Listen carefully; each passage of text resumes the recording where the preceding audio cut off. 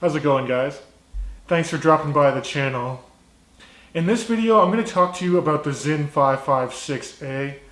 That's this watch here, and it has the Arabic numerals on the dial.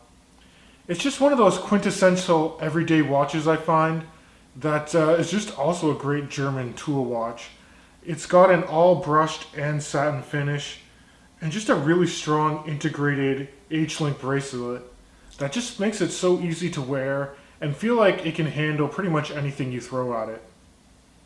Now I'm also actually headed to Germany in a few weeks to visit some family, so I'm definitely bringing this Sinn 556 with me, and I'll probably bring a Damasco and maybe a Steinhardt as well, just so I'm well represented when I'm in that country.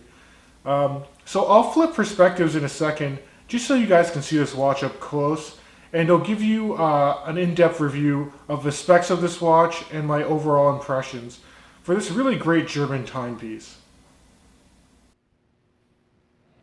Okay guys, let's take a closer look at the Sinn 556. And let me start off by talking about the specific dimensions of this watch. And this is a 38.5 millimeter across the case. Flipping to the side, it's fairly compact. The case height is 11 millimeters. From one end to the other here, for lug tip to tip dimension, is 45.5 millimeters across. Note that you do have drilled lug holes for easy switching of bracelet or straps. And the lug gap here for this bracelet is 20 millimeters.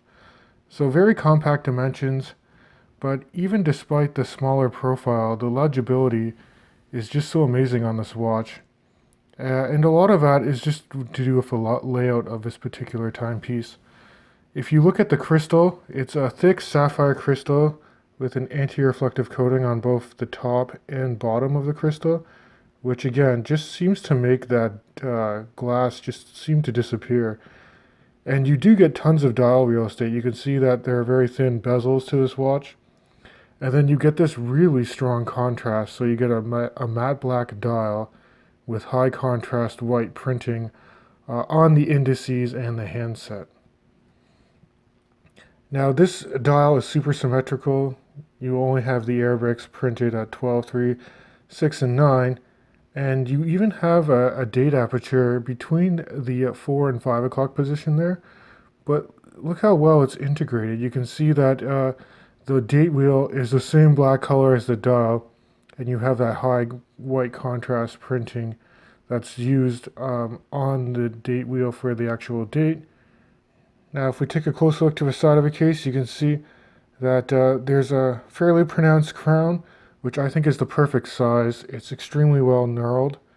It is signed S for Sinn, and unscrewing it gives you a really satisfying pop. And because it is a threaded crown, this affords the watch 200 meters of water resistant. You can see that there's like no wobble to the crown whatsoever. Pulling it out to the first position is the quick date set, and then pulling it all the way out is the hacking function for this movement, and you can quickly set the time however you like. And super easy to rethread this crown. And again, just really well knurled, and you can see it's completely seated to the case now. So, as I mentioned earlier, the finish is a mix of satin and brushing, which gives it kind of a tooly appearance, but it takes scratches pretty well. And I don't know how well you can see this on camera, but this watch has been well worn, and there are numerous nicks from the previous owner. I am the second owner of this watch, but even with those, I think it kind of builds character, and you can still see from like a distance, the watch still looks and performs its function as a timekeeper almost flawlessly. Now the movement housed inside this is the ETA 2824-2, and you do have that classic gold rotor from Sinn. The movement itself, they've just done some additional finishing work and some blued screws. So it is a nice looking movement, and I do appreciate that they do put a see-through case back here that's also covered in sapphire. Accuracy wise, like any Sinn watch that I've owned, including this guy here. This is my Sinn 104. They both run about plus or minus a second a day, so extremely high accuracy. They must obviously do some regulation before they send the watch out. Interestingly enough, the Sinn 104 here on my right, it uses the Salida-based movement, and the 556 here uses the ETA 2824-2. I personally don't have a preference one over the other. I mean, they're fairly identical movements. I think there's one more jewel on the Salida here, but I know there are some people that do have some really diverging opinions on which movement is better. But I'm here to tell you right now, both these watches run like champs, and I haven't had any issues with either of them. Okay, let's talk about the bracelet in a little more detail. So, Sinn uses their H-link bracelet here, which you can see articulates really well. You can almost fold it completely flat over the case. What I really love about it is each individual link is held together with double-sided hex screws. So when you purchase this watch, you do get hex tools in the box, and then you also, in the background here, you get this really nice strap change tool. Now you can see that the clasp is really well milled out, and then it's just a fold over, and then you have this extra security here. You can see it is signed Sinn, tons of desk dive marks there, but you can still make out the sign logo here. And another interesting feature about this watch is they even put in like a diver's extension. So you do get some on-the-fly adjustment here, and then you get about 3 micro adjusts on the clasp. Now, the only drawback I would say about this particular H-link bracelet is they don't have any half links, so you're really going to be dependent on using this micro adjust, and I guess you have this bigger on-the-fly adjustment here, but that's just something to note, that there are no half links.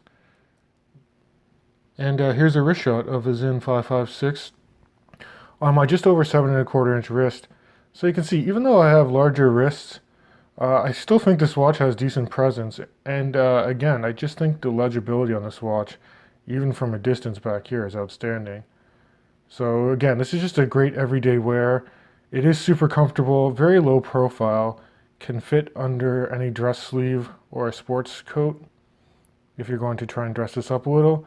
And again, if you do want to switch out and maybe put it on a leather strap to dress it up with those drilled lug holes, it's quite easy to switch out for different strap or bracelet options. Okay, and the last thing about the legibility of the watch is the lume. It's not the most potent lume in the world, but I do believe that they use a C1 formulation of Superluminova throughout. The only thing I will say is I wish that second hand was lumed, but it's not.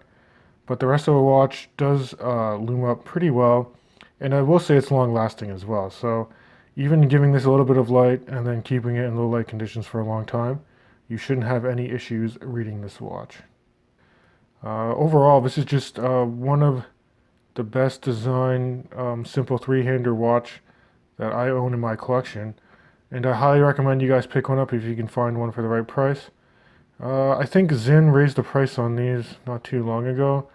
I think they're trending around $1,200–1,300 US. But again, you can pick them up on the used market, or you can look on different watch forums like I did. Maybe you can get a trade, or you can try and find a little bit of a better deal if the watch has been beat up a little, like this guy here. But that about does it for this video, guys. Thanks for sticking around to the end, and as always, I'll catch you in the next video.